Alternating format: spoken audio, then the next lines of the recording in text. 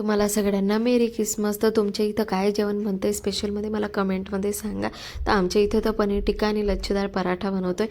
पनीरसाठी मी मस्त तयारी करून घेतली आणि ती कांदे टमाटे शिजत आहे तेवढ्यात म्हटलं कणिक भिजवून घेते. तर कणिक भिजण्यासाठी कस्तुरी मेथी, ओवा, नमक आणि घी टाकून घेतलं आणि मस्तपैकी राहू दिलं. 5-10 मिनटं रेस्ट करणार.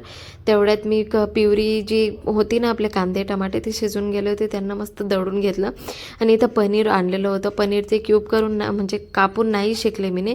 पनीर असंच घीमध्ये शेकून घेतलं आणि शेकल्यानंतर गरम गरम पाण्यामध्ये टाकून दिलं जेणेकरून ते सॉफ्ट राहतं.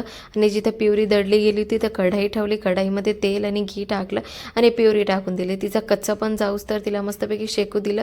ते साईडला शेकावते तेवढ्यात म्हटलं पराठे लाटून घेते पटकनशी.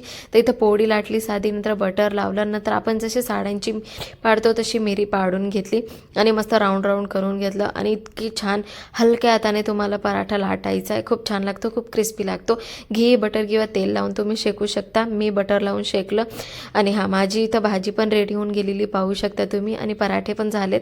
तर मुलांना आणि त्यांना मी बसवून दिलं आणि मस्त गरम गरम पराठे त्यांना लाटून दिले.